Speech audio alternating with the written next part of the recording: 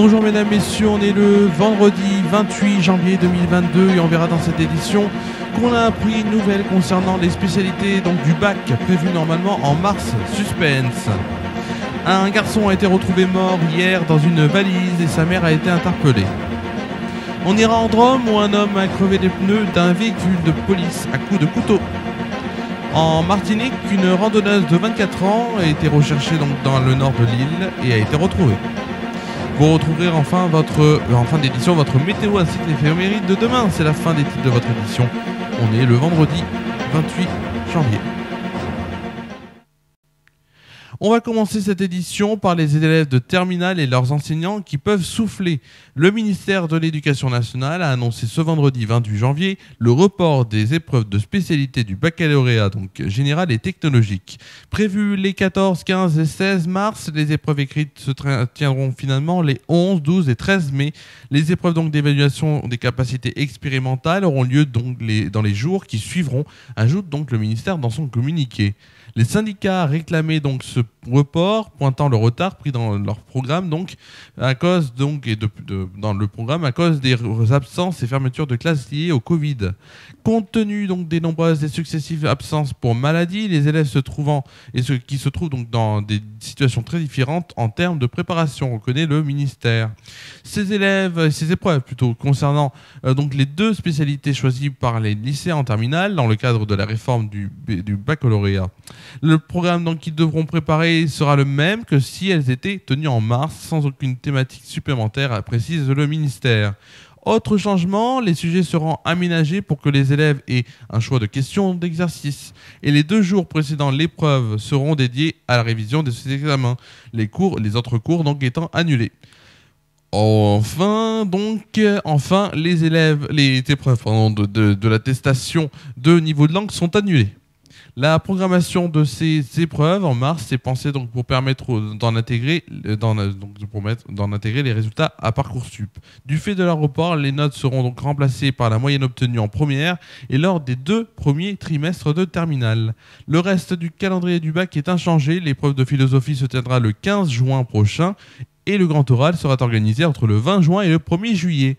En éducation physique et sportive, la notation pourra se faire sur 2 contrôles, au lieu de 3 en cas de conséquences de la situation sanitaire et sur la disponibilité des installations ou la préparation des élèves. Les épreuves de la filière professionnelle ne seront pas modifiées, mais les périodes de formation en milieu professionnel, les stages, seront réduites de 2 semaines pour permettre aux élèves de réviser. Enfin, en première, le ministère annonce une réduction du nombre de textes à préparer pour l'oral de français, 16 en voie générale et 9 en voie technologique. On va maintenant pour un autre titre de l'actualité et on va parler d'un fait divers. La mère dont le fils de 10 ans a été retrouvé mort jeudi dans une valise à Ferrières-en-Brie dans la Seine-et-Marne a été interpellée. Vers 10h30 et placée en garde à vue indique ce matin le parquet de Meaux. La jeune femme de 33 ans, qui était recherchée depuis mercredi soir à la suite du signalement de son compagnon inquiet, a été interpellée à Choisy-le-Roi dans le Val-de-Marne au domicile d'un membre de sa famille, a précisé le parquet, confirmant une information de LCI. Alerté par la présence de taches de sang à l'intérieur de la maison, les autorités avaient immédiatement déclenché d'importantes opérations de recherche. Les investigations ont mené à la découverte du corps de l'enfant caché dans une valise à roulettes dans une benne à gravats à une centaine de mètres du pavillon familial, a détaillé Laureline Péréofite, la procureure de la République de Meaux, dans un communiqué ce jeudi. Il présentait plusieurs lésions graves, très vraisemblablement provoquées par arme blanche, a-t-elle ajouté. Une autopsie a été prévue dans la journée pour déterminer les causes exactes de la mort. L'enquête ouverte pour homicide volontaire sur un mineur de moins de 15 ans est confiée à la brigade criminelle de la police judiciaire de Versailles. La famille n'était arrivée que depuis 3 semaines et habitait dans une maison d'un lotissement, a indiqué à l'AFP Mireille Munch, qui est la mère de cette bourgade, abasourdie par un tel drame et on la comprend. On va maintenant parler d'un fait divers local cette fois. Mercredi peu avant 16 h, un équipage de la police de retour au commissariat de Valence constate qu'un homme est en train de porter des coups de couteau dans les pneus d'un véhicule de police en stationnement. Les pneus, donc 2 pneus, ont été crevés. Aussitôt l'homme interpellé, âgé de 28 ans et vivant à Valence, s'avère être en possession d'un second couteau et d'un poing américain.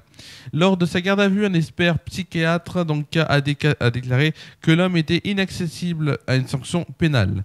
Ce jeudi 27 janvier, sa garde à vue a été levée et l'homme a fait objet d'une hospitalisation d'office dans un établissement spécialisé.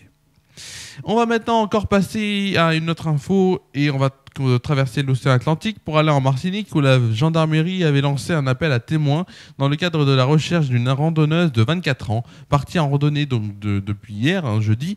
Des moyens importants, humains, hélicoptères et chiens de piste étaient engagés depuis hier soir à 23 h pour rechercher Marie-Adam. Heureusement, elle a été retrouvée saine et sauve ce vendredi matin, annonce la gendarmerie.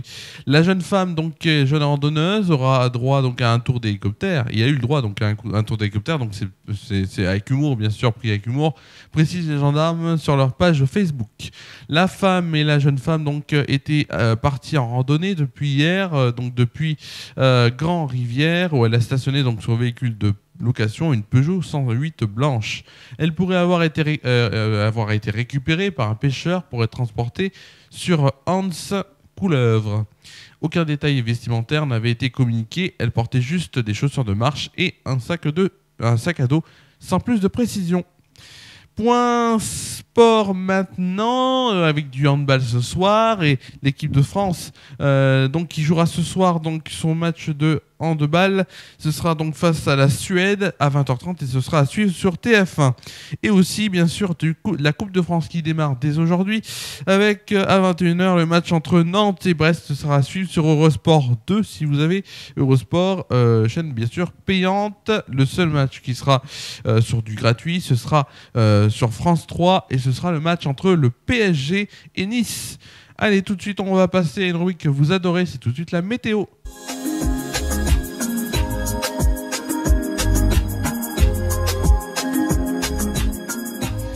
On va tout de suite passer à la météo de Tournon-sur-Rhône avec demain matin au programme un ciel ensoleillé qui sera présent et une température de 0 degré de moyenne. Un peu frisqué quand même. Demain après-midi, les éclaircies seront en notre compagnie pour une température de 6 degrés de moyenne et de 8 degrés au meilleur de la journée.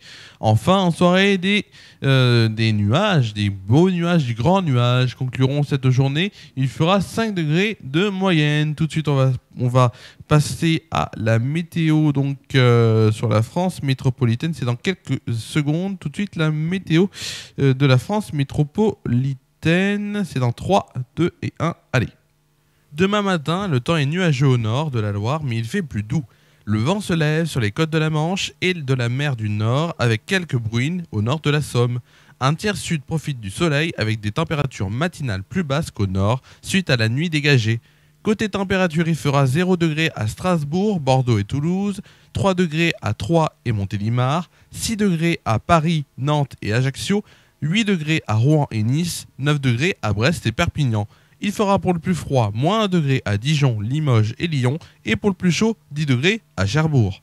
Demain après-midi, la France est coupée en deux. La moitié nord conserve un temps nuageux, mais des éclaircies parviennent à percer. L'ambiance est donc plus agréable que dans la semaine, d'autant plus qu'il fait nettement plus doux. La moitié sud conserve un temps plutôt ensoleillé et agréable. Côté température, il fera 9 degrés à Charleville-Mézières, Limoges, Bordeaux, Aurillac et Montélimar, 10 degrés à Orléans, 11 degrés à Cherbourg, Rouen, Lille et Nantes, 12 degrés à Brest, Rennes et Paris, 13 degrés à Montpellier, Marseille et Ajaccio. Pour le plus froid, ce sera à Dijon où il fera 5 degrés, à l'inverse où il fera le plus chaud, ce sera à Perpignan où il fera 18 degrés. Tout à fait. On fêtera donc demain on fêtera la Saint à quelqu'un. Et cette Saint, c'est laquelle? Alors, dites-moi, c'est pas un nom très connu. Si je vous dis, ce sera la Saint à... Oh. On fêtera donc demain la Saint Gildas. Le soleil se lèvera à 8h24 et se couchera à 17h43. On gagnera ainsi 3 minutes de soleil. 3 minutes de soleil, c'est pas beaucoup, mais c'est déjà assez en cette saison. Demain, vous allez retrouver une émission de Samedi Détente à 19h, comme d'habitude en inédit. Dimanche, FR News le live spécial Monaco-Lens à suivre sur cette antenne en direct à partir de 20h55. Et lundi, exceptionnellement, FR News Foot à 13h10. 13h10, FR News Foot.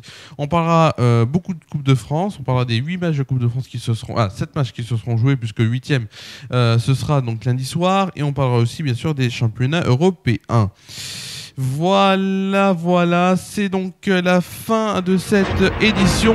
On se retrouve demain sur FR News en inédit pour Samedi Détente. Je vous souhaite de passer une très bonne soirée, une bonne nuit, prenez soin de vous et de vos proches et à demain sur FR News.